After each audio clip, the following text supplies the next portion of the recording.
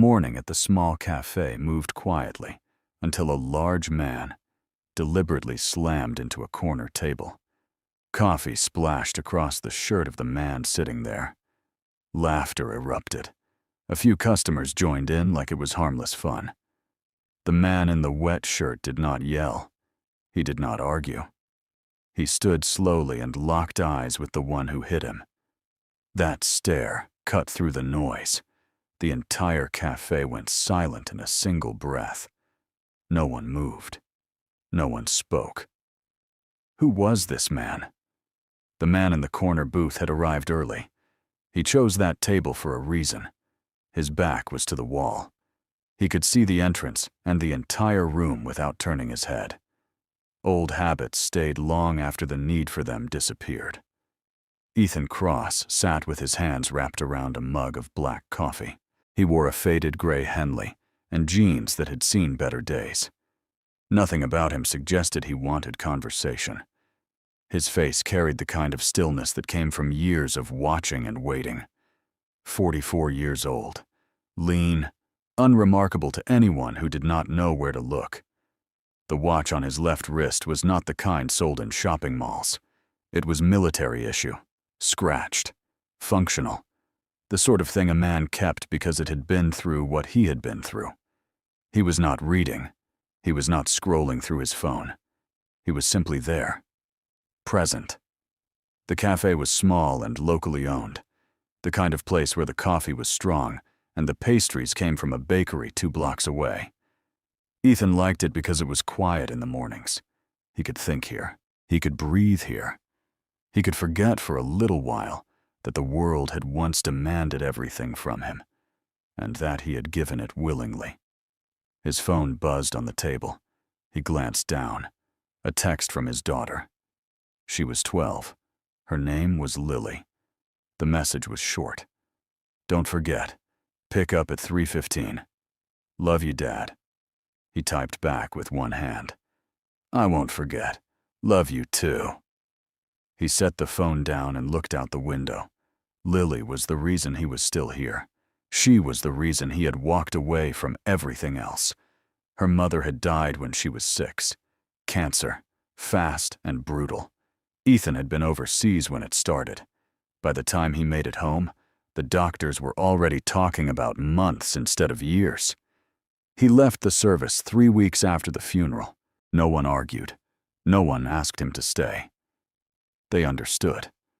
Raising a daughter alone was harder than anything he had done in uniform.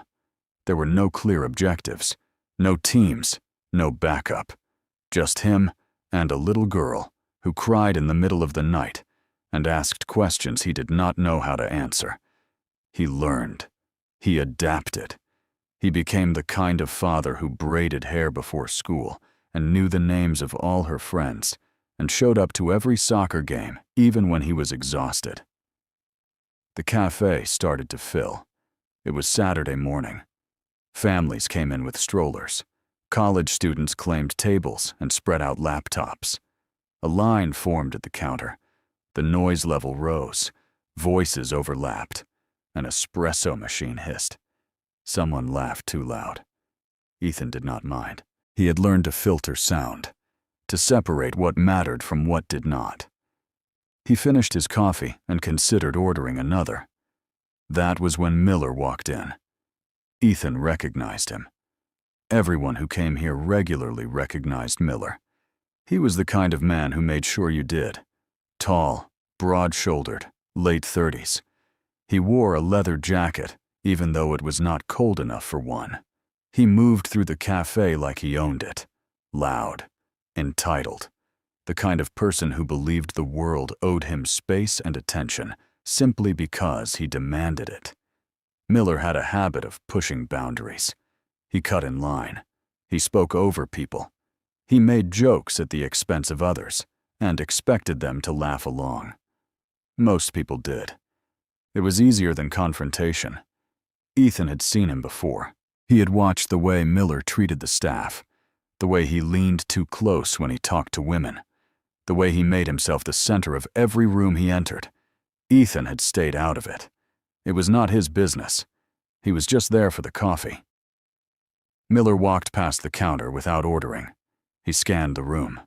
His eyes landed on Ethan. Something shifted in his expression. Maybe it was boredom. Maybe it was the need to prove something. Ethan did not look away. He simply met Miller's gaze and held it for a second before returning his attention to his empty mug. Miller changed direction. He walked toward the corner booth. His stride was deliberate, confident. He moved between tables without excusing himself. A woman with a laptop had to pull her chair in to let him pass. She did not say anything. Miller did not acknowledge her. Ethan saw him coming. He did not move. He sat perfectly still. His hand stayed on the table. His breathing stayed even. He knew what was about to happen. He had seen men like Miller before, men who mistook silence for weakness, men who needed to dominate because they had nothing else. Miller reached the table. He did not stop. He turned his body at the last second and slammed his hip into the corner of it. The impact was hard, intentional. The table lurched. Ethan's mug tipped over. Coffee spilled across the surface and dripped onto his lap. The liquid was still warm. It soaked through the denim and spread across his thigh. Miller stepped back and looked down at the mess. He grinned. It was not the kind of grin that suggested apology or embarrassment. It was the grin of someone who had just done exactly what he intended to do. "Whoa," Miller said. His voice carried across the cafe. "My bad, man. Didn't see you there." The lie was obvious. Everyone within 10 feet had seen what happened. Miller had walked directly into the table. There was no accident, no mistake. Just a man testing another man to see what he would do. Ethan looked down at the coffee spreading across his jeans. He looked at the puddle forming on the floor. Then he looked up at Miller. He did not speak. He simply waited. Miller's grin widened. He glanced around the room. A few people were watching now. Some looked uncomfortable. Others looked curious. One man near the window had his phone out. Miller fed off the attention. He turned back to Ethan and shrugged. "You should probably clean that up," Miller said. He made no move to help. He made no move to leave. He just stood there, watching, waiting for a reaction. Ethan felt something tighten in his chest. It was not anger. Not yet. It was the thing that came before anger. The quiet calculation of whether a situation was worth the cost of responding. He thought about Lily. He thought about the promise he had made to himself when her mother died. He would be there. He would stay out of trouble. He would not let old instincts pull him into places he could not afford to go. But this was not about instinct. This was about dignity, about the line between keeping the peace and allowing yourself to be disrespected in front of a room full of strangers. Ethan had walked away from a lot of fights. He had swallowed a lot of pride. He had learned that being a good father sometimes meant being the bigger man, even when it hurt. This felt different. This was not a stranger bumping into him by accident. This was not a misunderstanding. This was deliberate, public, a challenge wrapped in a false apology. And if he did nothing, Miller would do it again, to someone else, to someone who could not handle it the way Ethan could. He stood, slowly, carefully. He did not brush the coffee off his jeans. He did not reach for napkins. He simply rose to his full height and looked Miller in the eye. Ethan was not as tall, not as broad, but something in the way he stood made Miller take a half step back before he caught himself. The cafe went quiet. The conversations did not stop all at once. They faded, one by one. People noticed the stillness, the tension, the two men facing each other in the corner. Even the espresso machine seemed to pause. Ethan spoke. His voice was low, controlled.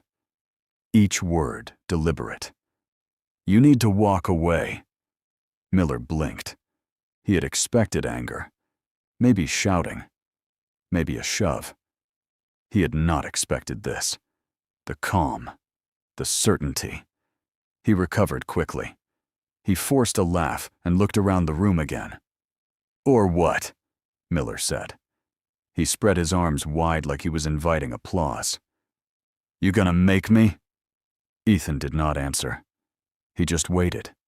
His hands stayed at his sides. His weight stayed balanced. He was not threatening. He was not aggressive.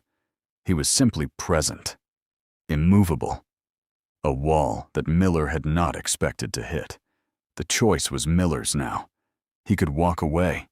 He could de-escalate. He could laugh it off and leave Ethan alone. But men like Miller did not walk away. Not when people were watching. Not when walking away looked like losing. Miller stepped closer. He invaded the space between them. Close enough that Ethan could smell the cologne. Close enough to make most people uncomfortable. Close enough to force a reaction. Ethan did not move. He did not flinch. He stood exactly where he was and looked at Miller with the kind of patience that came from knowing how this would end. One way or another. It was just a matter of time. The space between them felt smaller than it was. Miller stood close enough that Ethan could see the vein pulsing in his neck. Close enough to smell the mix of aftershave and arrogance. The posture was meant to intimidate, to force a step back, to establish dominance through proximity alone. Ethan did not move. His feet stayed planted. His shoulders stayed level. He had been in worse positions with worse men in worse places.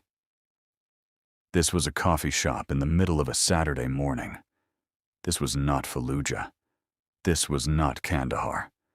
This was just a man who had never learned the difference between strength and bullying. Miller's jaw tightened. He had expected something by now. A shove, a raised voice, some kind of escalation he could feed off. Instead, he got nothing. Just a man standing in front of him, with the kind of stillness that came from absolute certainty. It threw him off balance. He covered it with a sneer. "You deaf or something?" Miller said. His voice was louder now, meant for the audience. "I asked you a question." Ethan let the question hang in the air. He was counting in his head, not out of anger, out of training. He was measuring distances, calculating angles, identifying exits. It was automatic. Muscle memory. The kind of thing that happened without conscious thought when a situation moved from uncomfortable to potentially dangerous. She would be at home right now, probably still in her pajamas watching cartoons with Emma, who had slept over last night, probably eating cereal and laughing at something only 12-year-olds found funny. She did not know what her father had done before she was born. She knew he had been in the army. She knew he had traveled. She knew he did not like to talk about it. That was enough. She did not need to know the rest. And she did not need a father who got arrested for getting into a fight in a cafe. She did not need a father who let his pride and override his judgment. She needed a father who picked her up at 3:15, who made dinner, who helped with homework, who showed up. Ethan spoke again. His voice was quieter this time. Quieter, but somehow harder. "Apologize and leave. That's the last time I'm going to say it." The words landed like stones. Miller blinked. His sneer faltered for half a second before he forced it back into place. He looked around the room again. More people were watching now. The college student near the window had his phone up. The camera was pointed at them. Miller saw it. He fed off it. He turned back to Ethan and laughed. "You think you're tough?" Miller said. He leaned in another inch. His breath was warm against Ethan's face. "You think sitting there in your little corner makes you special?" Ethan's expression did not change. He was reading Miller now. The way he stood. The way he distributed his weight. the way his right hand kept flexing into a loose fist. Miller was working himself up, building momentum, convincing himself that whatever came next was justified. Ethan had seen it 100 times. The escalation pattern was predictable. First the insult,